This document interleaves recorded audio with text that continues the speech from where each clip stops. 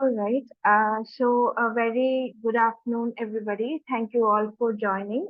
We have more people joining us. So meanwhile, we can start the session.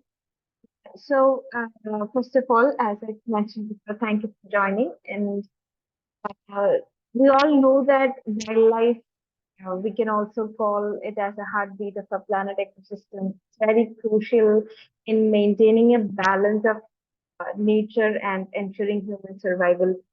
However, frequent disasters, both natural and man-made, makes both these captive and wild animals more and more vulnerable. And it is very important for us to strengthen their resilience in the face of such crisis. There are a lot of researches done which underscores the devastating impact of natural calamities like wildfires, flood, and earthquake on the wild and captive animals, and which disrupts their wildlife habitats, migration patterns, leading to their population declines. We all know that, we all might have seen the report on Australia's catastrophic 2019-20 bushfires, which revealed around 3 billion animals, mammals, reptiles, birds, frogs. A lot were displaced or even killed. Similarly, past experience have shown similar incidents in the captive animals where they were affected by some kind of disasters. So there is a more need for more preparation, like for shelter, proper evacuation plans, which can foster the captivity-related stress, contributing to the health issues and behavioral problems, in animals. So to understand about all this and to delve deeper into this critical issue, Sphere India, in collaboration with Humane Society International India, is organizing this very engaging session, online discussion titled Wildlife Resilience in Crisis, Safeguarding Captive and Wildlife Animals Amidst Disasters. So, without any further delay, I would like to start the session. I would like to call Mr. Praveen, who is a manager of the Disaster Preparedness Response and Relief Department at Humane Society International India. He, with a half a decade of experience in the field, has worked with both governmental and non-governmental bodies for the development of disaster management plans, on-ground interventions, risk assessment studies, emergency responses, capacity building, etc. through HSI. And Humane Society International India, it's advancing the welfare of animals in more than 50 countries and works around the globe to promote the human-animal bond, rescue and protect dogs and cats, improve farm animal welfare, protect wildlife, animal-free testing and research, respond to disaster, and confront cruelty to animals in all its forms.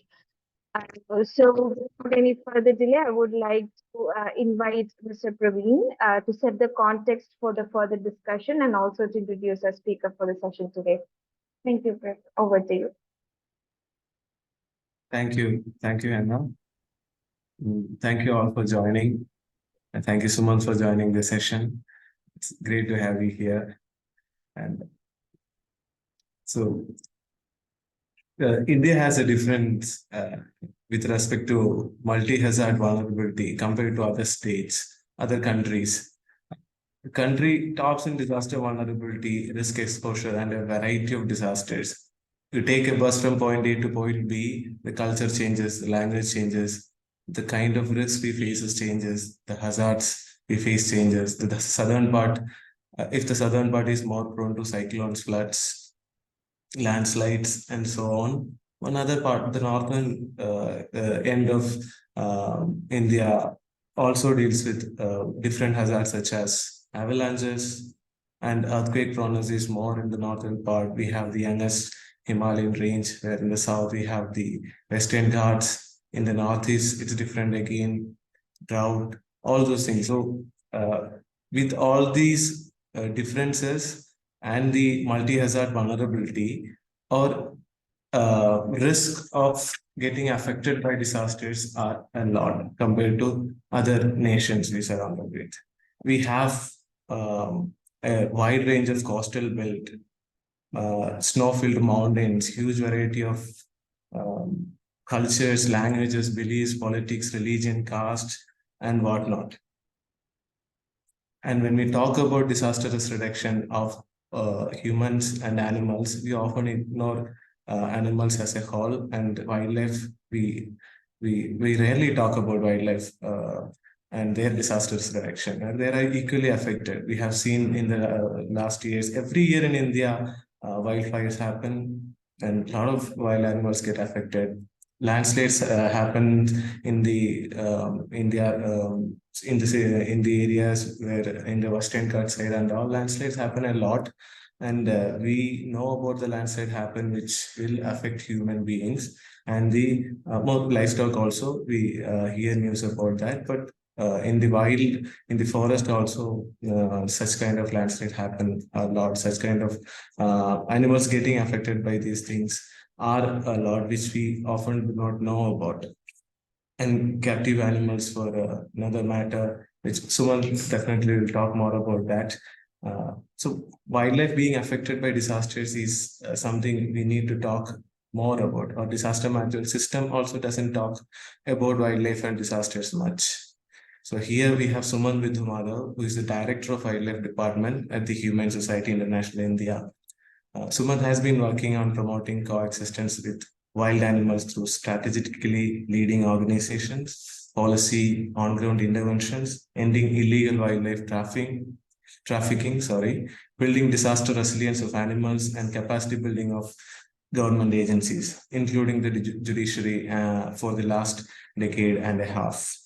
He believes in a data-driven, impact-oriented, and inclusive approach towards maintaining a safer and harmonious environment for humans and animals. So, our topic is something Suman would really love to talk about. I know about that, and I had the fortune of working with him for a few years. So, prioritizing wildlife during disasters is a key area where we should have more discussion, studies, and actions on.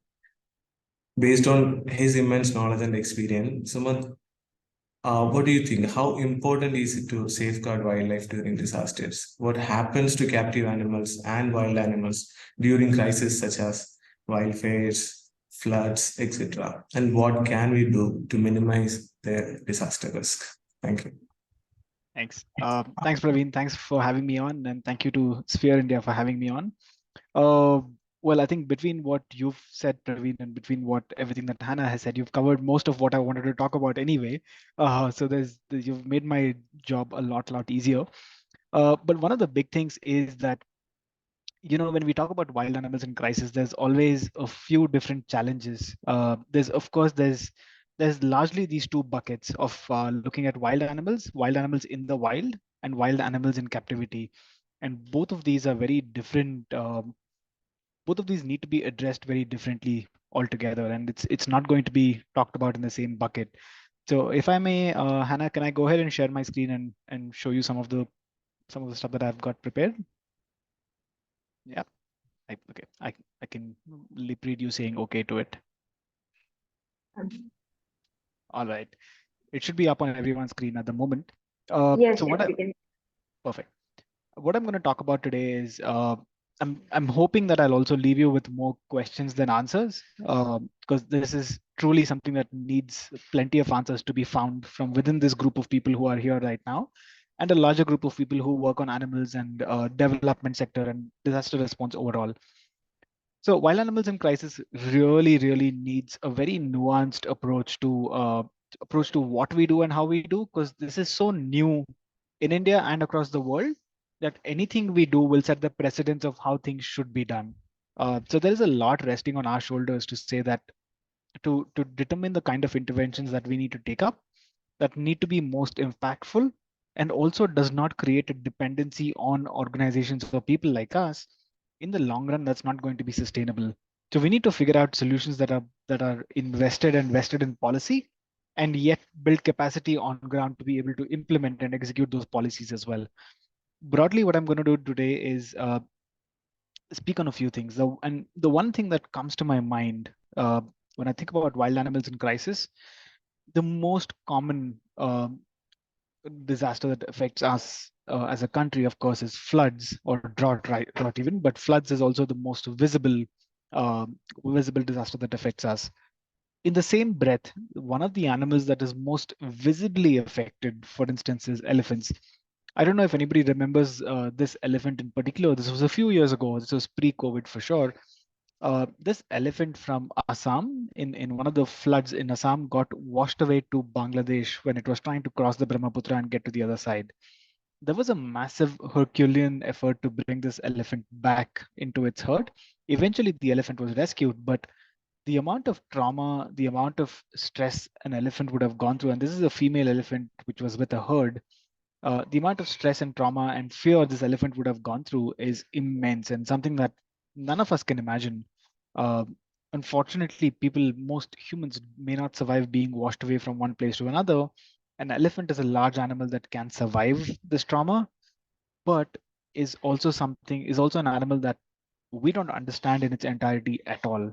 We have no idea what an animal of this size goes through when it's washed away.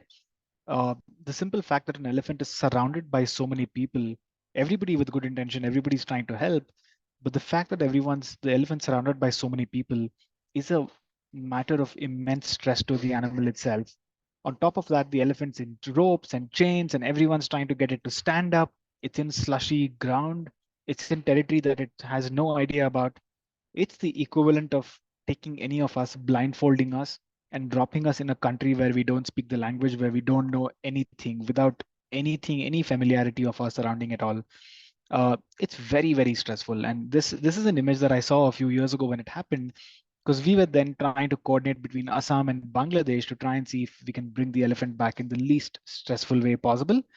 Uh, we weren't able to do much, but I know the government intervened and they did enable the elephant to be brought back to India.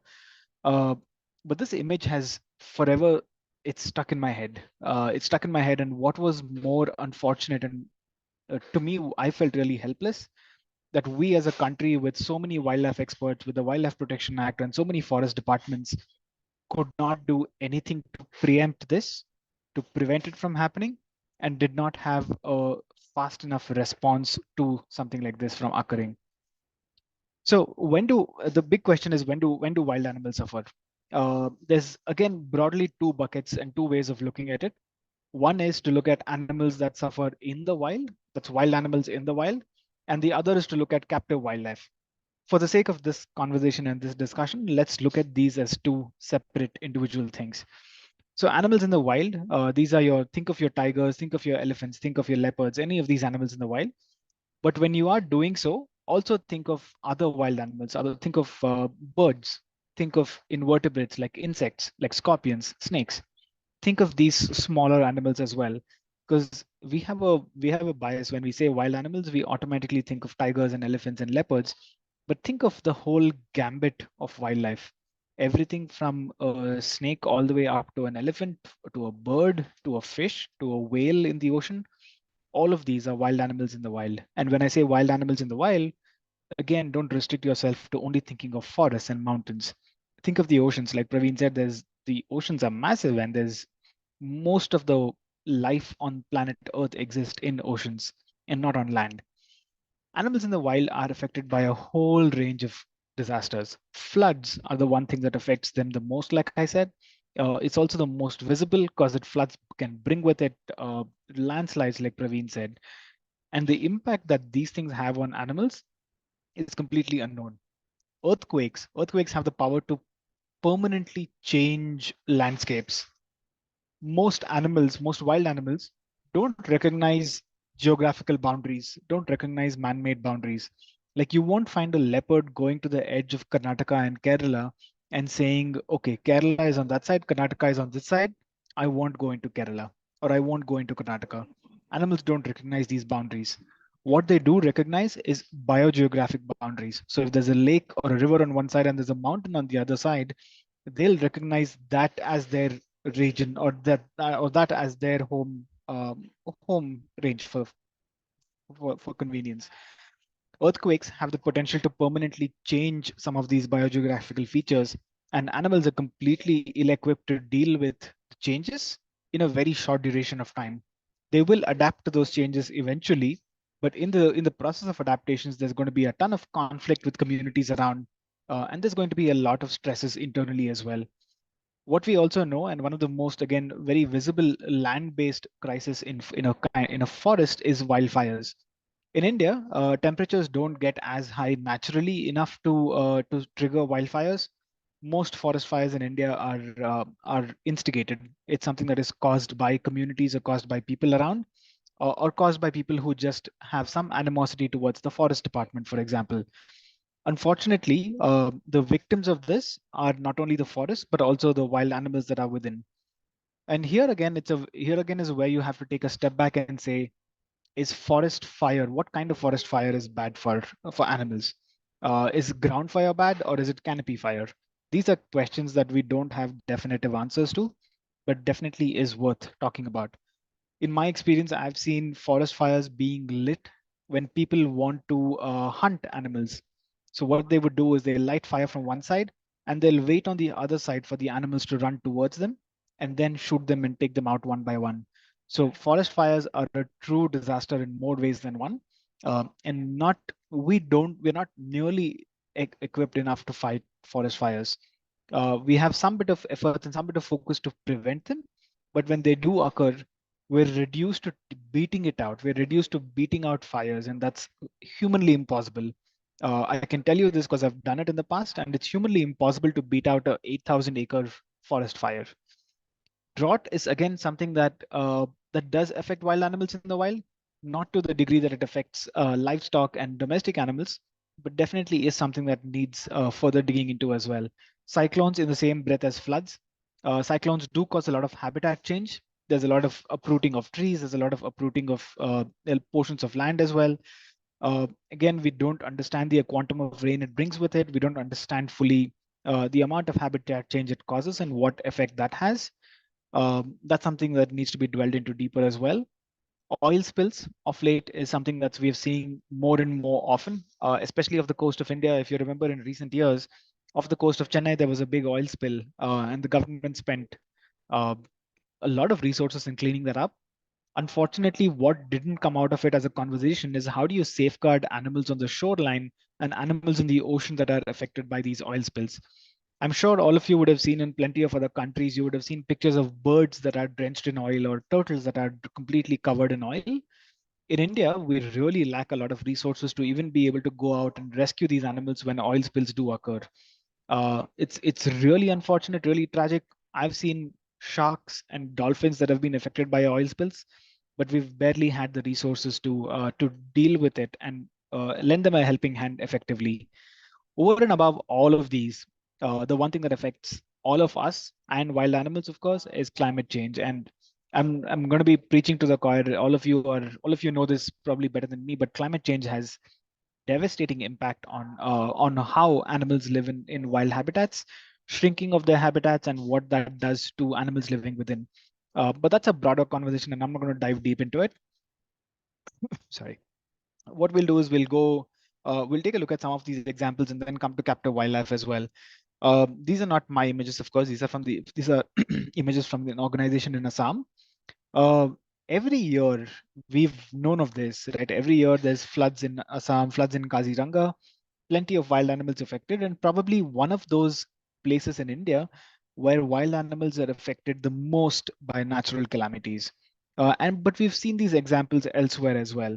For example, I don't know if you remember Nagarhole, which is a national park in Karnataka, went through one of the worst wildfires it's had in recent times a few years ago. Uh, the reports of animal casualties were few and far between, but also because the report of animal casualties were looking at large wildlife. We're looking at animals like deer, tigers, elephants. Smaller wildlife was absolutely decimated. There were birds, there were snakes, there were other burrowing small mammals. All of them were absolutely devastated and decimated by the wildfire. But those are not that's not data points that we often collect, which is very unfortunate because it almost is like saying that the value of the life of an animal is dependent on its size. The larger the animal, the more valuable its life is, which is so not true. In most ecosystems, for example, tigers, there are other wild animals, smaller wild animals, who play a far more important role ecologically than tigers do. But because of our own bias towards looking at bigger, larger creatures, we've often ignored these smaller, more enigmatic, and certainly more ecologically important species. What we've also seen, like I was telling you about the Chennai oil spill, the oil spill off the coast of Tamil Nadu, rather, where again there was a lot of resources spent. Everything that you see in the image on the left, all of those rocks and the gaps between those rocks are all excellent places and excellent habitat for creatures, for marine creatures. Things like sea cucumbers, crabs, they all live in these crevices. An oil spill of this capacity and this volume, what it does to marine animals is unfortunately something that we don't understand and haven't even tried to understand, to be honest. The image on the right is that of an elephant that was stuck in Kerala, in fact, not too long ago, I think in 2017 or 2018, when there was flooding as a result of rain, of course. The one of the dams, I think, opened the gates, and this elephant got marooned on an island. Eventually, the dam was closed for long enough to allow the elephant to pass through, but it was truly a mammoth effort to orchestrate all of these and let the elephant still pass through. So coming to what challenges we have in responding to wild animals in the wild, these are all, of course, instances of when there is a need for response, when there is a need for rescue. But what is stopping us? If we've known all of this, if we also know that uh, wild animals in crisis is not new, why have we never responded to it in the past? What has stopped us so far? And what is going to be in standing in our way if we choose to respond to this in the future? One is legality. And I definitely want to say here that this is not the exhaustive list of all the challenges that exist, but these are the top ones and the broad ones. Legality of rescuing animals in the wild or wild animals in the wild is quite a bit of it's a bit that we need to figure out honestly, because all wild animals and most wildlife in India is protected under the Wildlife Protection Act. Handling an animal, which amounts to hunting an animal, even if it's for the good purpose, needs prerequisite permission from the chief wildlife warden of the state. If I have, for instance, if there's a, let's say, a wild boar in Kerala stuck in flood waters, or a monkey stuck in flood waters, if I need to go rescue it, I can do it. I can absolutely go out and do it because I know how to, but I don't have the permission to do it. And the permission, unfortunately, at that point of time, still lies with the forest department and not with the NDMA or STMA who's responding to that situation. So there is a lot of legality involved, and there is a good chance that nobody will come and question me for doing a good deed. Nonetheless, that can't be taken for granted, and as organizations or institutions who are invested in this, we cannot function on the assumption that nobody will come after us because we're doing something good. That's the big challenge that needs to be addressed and needs to be figured out. The other one, honestly, is expertise. Uh, we are nowhere in a good place where we know enough about animals in the wild.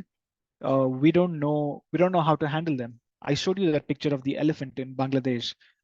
That elephant had ropes on all its legs, chains on all its legs. It had a rope around its neck, a rope around its body. That's not a good way to handle any wild animal, leave alone an elephant. You will definitely manage to rescue it and the elephant might walk away, but that does not indicate its well-being or welfare in any sense. The expertise, the expertise needed to handle a wild animal and various kinds of wild animal. You're looking at potentially everything from a bird to a snake to a crab to a dolphin or a shark. The expertise required does not exist in one organization or in one person.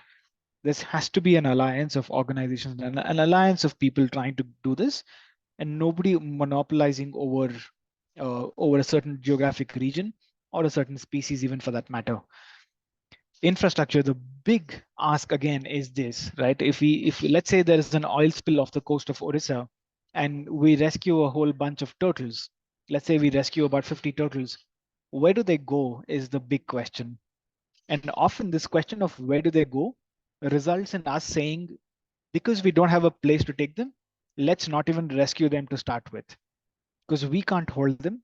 Or and I say we, I don't mean us, HSI as an organization, but any organization that's invested in rescue does not have the infrastructure to support large animals. Very few does. Like IFA and WTI in Assam, they have a shelter specifically for rhinos. But in the floods in 2016 in Assam, they were completely overrun. And the dependency is then there, right? The dependency is then on the organization to be there for life, doing this year on year, which is not a great model. This needs to be infrastructure and with supported with policies that is built into the government ecosystem. So it's not on organizations like me or in people like me to come in and do this every year. The last big challenge, and this honestly is the one that probably needs the most amount of discussions on, is the moral dilemma of rescuing animals from the wild. At what point do you decide to intervene is extremely important. If there is a, let's take the classic example of floods in Kaziranga. Floods in Kaziranga is an annual event. Do you then respond and rescue some of these animals that nature may not have intended to survive? There is of course a certain amount of death rate in all wild animals. So do you not respond and do you not intervene then? Same is the question with forest fire. If there's ground fire, which has also shown benefits to the ecosystem overall, do you respond and put out ground fire, or do you just let it be and say you'll only intervene when there is canopy fire? These are questions that honestly we have zero answers to. We absolutely don't have enough data to support any of these.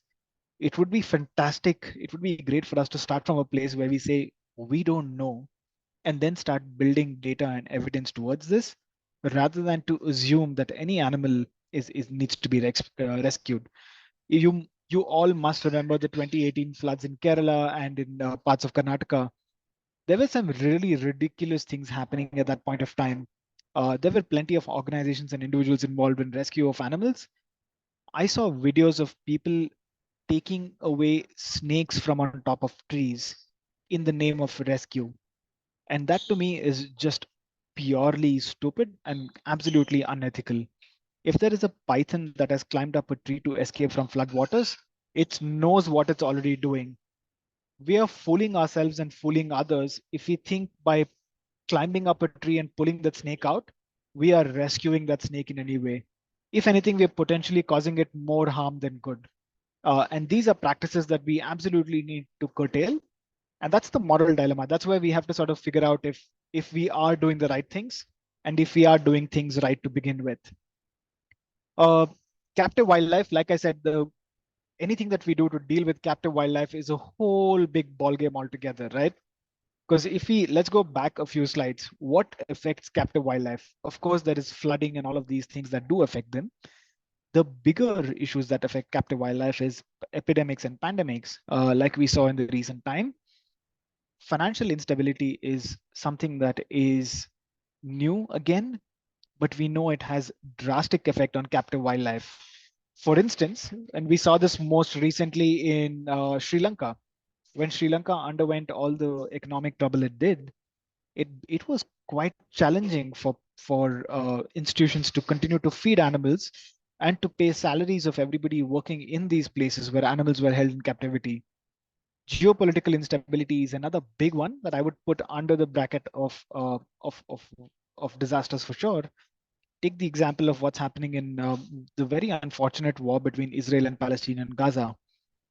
Who's going to step in to look at wild animals there in captivity? There are people who have wild animals in captivity, and there are government institutions that have wild animals in captivity, like zoos. What's going to happen to those? In the process of any instability, what happens if those animals escape into a city? These are questions that we don't honestly have answers to. To me, the way I'd like to look at it is to look at captive wildlife, and this is going to be incredibly complex whenever we choose to deal with it. To me, would be to look at it in two lenses. One is captive wildlife that is owned in government recognized or government run facilities, such as zoos, rescue centers, or any labs with animals in them. And then there is captive wildlife held in private custody, which is individuals who are holding exotic pets like parrots at home. Then there are also individuals with captive elephants, like those in Rajasthan and Amer. What happens to those? I know like the government has, in some state governments have compensation where they say if you lose your pet animal or if you lose your livelihood, livestock, then you get compensation from the government. Is that also going to be the case with exotic animals? If somebody loses their wallaby, for example, would they be compensated? These are conversations that need to be had that haven't been had yet, and I presume will have repercussions on how this is dealt with overall. The way I look at it, captive wildlife in government facility, be it in zoos, in rescue and rehabilitation centers, or any of these, solutions lie in policies. And to me, this is a simpler bit to figure out. If there are policies that say that every zoo or every rescue and rehab center has to have a contingency plan that talks about what happens in cases of disasters and a variety of disasters. It could be everything from a flood to a war. What happens in these instances? What happens to animals in these enclosures? The last thing we'd need is for some animals from a zoo to be let loose just because of flooding or where animals escape, or because there's instability and animals are let loose by people working there. Those are things that would be absolutely tragic. The bigger thing to work on is to look at captive wildlife in private custody. If there are people who own elephants, what happens to those elephants when there is a flood? What happens to that when there is no income? Like, and this happened in Rajasthan with all the elephants there. During COVID, they had no income, and they were all ready to just leave the elephants be, to let them go. So what happens in those cases is something that we've just not understood yet. For any zoo, for any CZA recognized, Central Zoo Authority recognized facility, it is crucial and vital that they have a response plan that is built in. The way that the Central Zoo Authority functions is every year, any of these facilities have to submit an annual plan. Contingency planning needs to be a part of these annual plans that are submitted, basis which the Central Zoo Authority will even give permissions to any of these things. Otherwise, it's just something that will never ever work. Then there's also skill building that's required. If there are all of these permissions, and let's say in the event of a flood or an earthquake, animals need to be evacuated, there have to be backup facilities. There has to be skill within the people working there to even be able to move these animals. Suddenly, if you're looking at if you're thinking of evacuation, you're looking at maybe 200-300 snakes in a zoo, for example. And who's going to move them, or where are they going to move to? Are there going to be structures that are earthquake resistant? Are there going to be enclosures on stilts, for instance? These are conversations that are there are, like I said, there are far more questions than answers at this point, but it's been ignored for far too long. Same with animals in privately held custody. The onus of safety and upkeep of these animals need to be with the owners of these animals. It cannot be the government or any other agency providing for uh, animals held in private custody, wild animals held in private custody. They need to have some amount of contingency planning, and this needs to be a part of the policy. The way forward, as I see it, again, like I said, I'm very aware that I've only outlined a lot of problems and a lot of complexities so far, but unfortunately, that is what it is. Uh, Solutions need to start with consultation. We need to bring multiple stakeholders together to the same table, be it multiple departments, multiple government agencies, and individuals and NGOs like ourselves.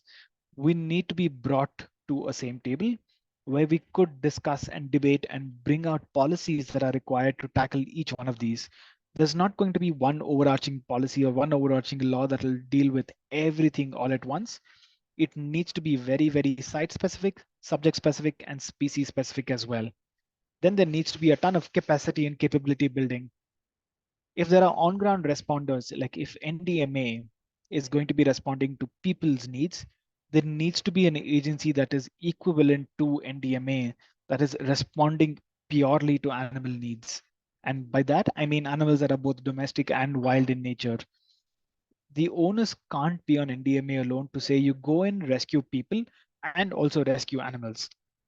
It's about time that we need another agency, another agency like NDRF. I'm sorry, like NDRF that is responding to animals in crisis, that works in tandem with NDRF, that is included as a policy in the Disaster Management Act itself, and that could be effective on ground.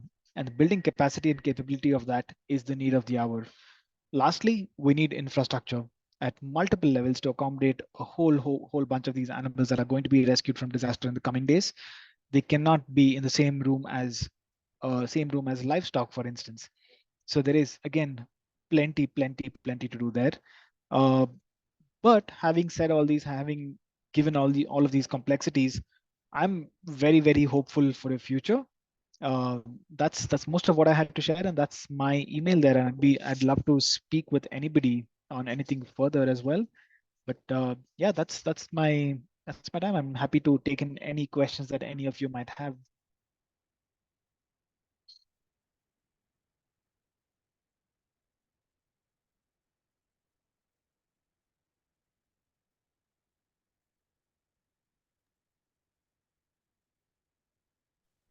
Thank you so much, Sumant. That was a great insight.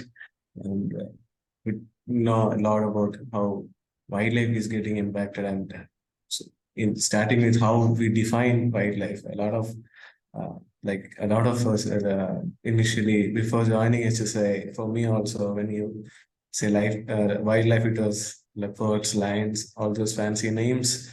But there are things beyond that. There are animals beyond more than we generally recognize who are affected more, and the pressure they face physically as well as mentally. They are all sentinel beings. They all face what we face.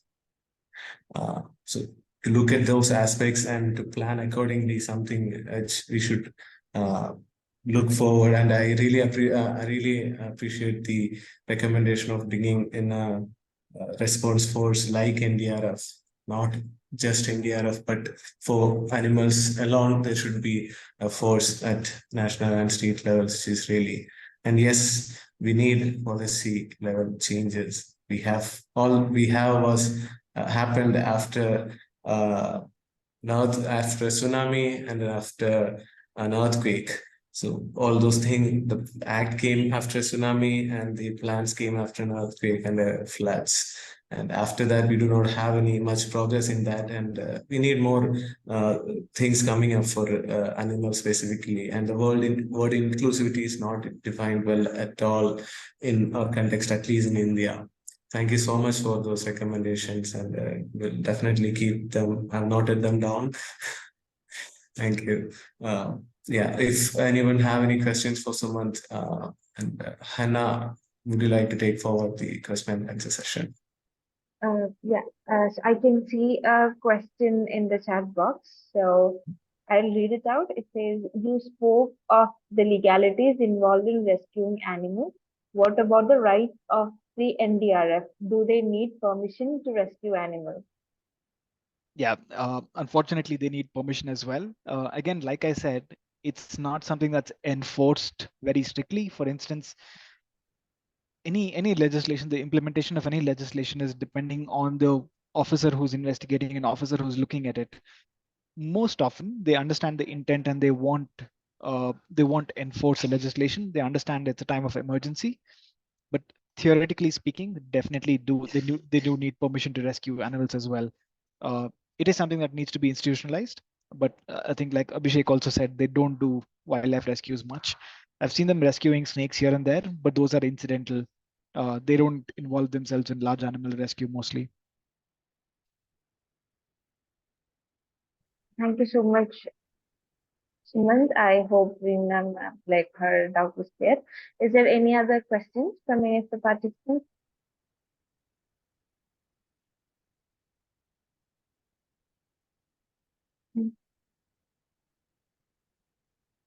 If I may, Sumant, like I had a small question, but a disclaimer, I am a bit of layman in this topic. So excuse me if the question sounds like, stupid. But then while designing the title of the session, I had a confusion whether we're saying it to improve the resilience of animals. So I was thinking whether if it is possible. My first thought is that it is not, but then I was wondering, like, as we do it for humans, like we have programs like capacity building, whatever, which we make them ready for face a disaster. Is any of such possible for animals? May not be the wildlife, Yeah. but yeah, captive. Actually, it most definitely is, and most animals are they're all built to survive. That's the key thing that they're all after, right? So most animals will build in this layer of resilience themselves. In any of these floods or any forest fires, for instance, it's the first time that it occurs when there is maximum amount of casualties. But eventually, that starts going down further and further. What happens is, unfortunately, because of climate change, there isn't a certain pattern to these. Like with some bit of like with take for example summer season and drought. Every year drought is something that the animals are used to, wild animals are used to. So they know they have migration patterns to find green fodder in other places. Unfortunately, what's happening now is that climate has become so unpredictable that animals are unable to adapt. The climate is adapting faster than animals are able to adapt to them. There are still those animals which are called commensal species, which will adapt to even fast changing climate action, but they are very few and far between. Some of the larger, more sensitive animals, or some of the smaller and really sensitive animals, unfortunately, will not adapt in one generation, and that's where we need to help them. We need to build resilience into our systems that allow them to adapt as soon as possible. Thank you so much. Like one more question. How much time do you think this whole, like for us to develop a plan for wildlife will take in India, like given the amount of like pressure that we can put into the national government? Well, I think I think it really depends, and I think it starts with whether there's a will to do it. If there is the will to do it, then I would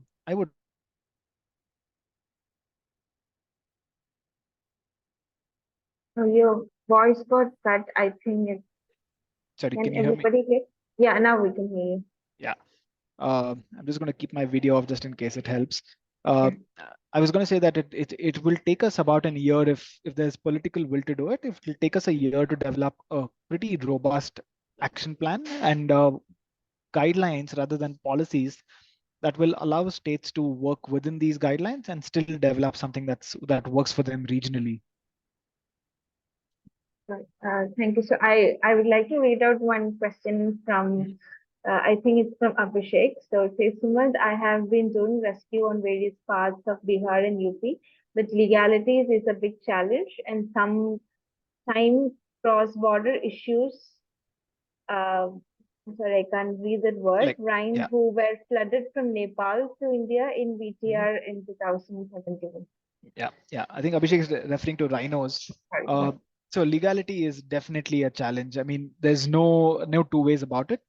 But having said that, we've often in the past people have looked at as this as a stumbling block, as this as a hurdle that can't be crossed, which is not true at all. Uh, there's clear pathways and clear ideas on how to do this. For instance, if you know every year that's Bihar and UP are going to undergo some form of flooding, some form of any form of crisis, let's say that, it's very much possible to work with governments beforehand to have preemptive agreements. The key is going to be, what do you give to the government and what do you take away from them? If you're giving more than what you need to ask from them, they're always willing to support you. I've been working with the Karnataka Forest Department on various fronts for the last almost 20 years now. I've never found this to be a stumbling block, or never found this to be an obstacle in accomplishing our work. So there's definite possibilities. It depends on how you approach them and what conversation you have with them. If you're willing to go to them providing more than you want to ask from them, there's absolute willingness. That's definitely the way to go about it. Thank you. Reading the next question from Sriram is curious, are there differences in the psychological and physical needs of different species of animals during a crisis, and how can these be addressed effectively? And I'll just read the second question Yeah, go too. ahead, go ahead. What are the economic implications of safeguarding wildlife during disasters, and how can sustainable funding models be developed to support these efforts? Yeah, both good questions. The first one, there definitely are psychological, physiological, and physical differences that different species need. To address these and to figure out what these are, we need to understand the species better. Uh, Today, unfortunately, we don't know wild animals well at all. Like for instance, I work with snakes, so I can speak mostly to it. We don't understand snakes. If anybody tells you that they understand snakes, they're lying to you face first, or they don't understand what understanding animals mean. We don't understand animals at all. To design anything that needs in-depth intervention to address the psychological and physical needs, we'll need to understand them first. What we're talking about is developing scaffolding that will enable for safety of animals, while on the back end, all of these can be done as well. And that's a larger conversation altogether. But there's definite need for scaffolding to ensure bare minimum safety and welfare. And those can be done with the amount of knowledge that we have. The economic implication of safeguarding wildlife during disasters, well, it depends on what those interventions look like. And I think I might be preemptive in suggesting what the economic implication is without knowing what it takes to safeguard wildlife during disasters. Uh, if you're talking about building resilience in communities around animals, for instance, to wild animals that are immediately around them, that might be one sustainable way of doing it. Putting community first and communities who are next to animals is one short way of reducing the implication of economic implication of safeguarding any animals. But having said that, with at this point, I at least don't have an understanding of what it takes to safeguard wildlife during disasters, because there isn't a model that exists. In the absence of that, I'd be very hesitant to give any response to economic implications of it. It's definitely something that is going to be a consideration, but India is known to pioneer cost-effective models of intervention. So I'm very hopeful that it's not a huge implication.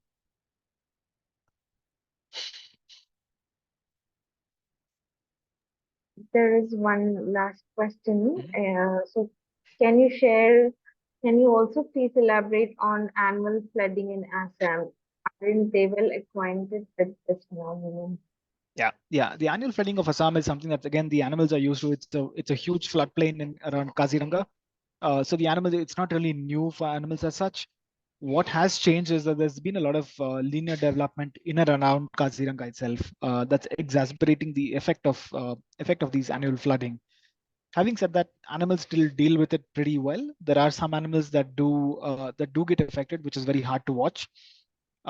Again, that's where it's a model dilemma that needs to be data driven to back our decision on whether we intervene in this or not. If there is a linear infrastructure development that's causing all this, and that's driven anthropologically, then it makes sense for us to be involved and figure out and how we can help animals that are affected.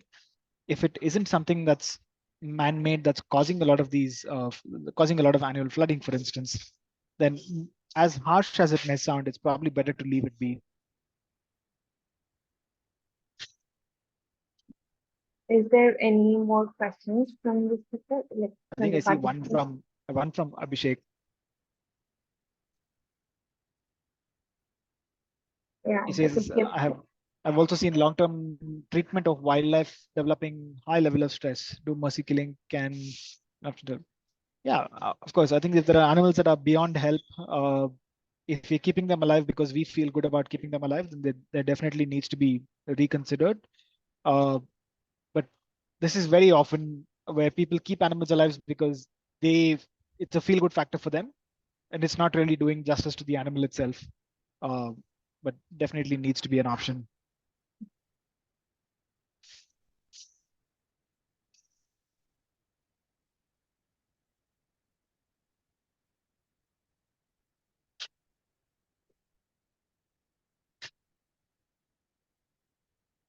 Right? I think that's most of it. I know. yes, I think it was a wonderful session. uh, got a lot of action points out of it, and we hope that in the upcoming national seminar that we are having, we will be able to take it up a lot, incorporating a lot of the comments that we had from the participants too. So I would like to close the session now. Like if there is any more questions, participants, please feel free to email us and we'll channel it to the speakers accordingly. So a big thank you to Suman for coming to our session and explaining in detail and making all of us understand about the different aspects of wildlife resilience and a lot of action points, the challenges which you mentioned very clearly. One of the things that I would like to highlight that you repeated about how more research has to be done and something like there was no little effort which was made in understanding the extent of damage to a lot of different animals at this point. So I hope this session was a big learning to all the participants. Once again, thank you, Suman, for your time, and also would like to thank Praveen for setting the context and also helping in the planning sessions. You have been a great support, and also finally, thank you to all the participants. So the session is recorded. We will be also posting it in our YouTube platform, and please feel free to send me your feedbacks. And our upcoming session is coming on 21st, where we'll be discussing on how can these like disaster management be effectively started from schools? How can we start it from the primary schools? So we look forward to see you all there. I'm sorry, it's not on 21st, it's on 23rd, which is the coming Monday. So we hope to see you all there. And thank you once again for your time, everyone. And thank you so much and for me. Thank you so much. Yeah. You.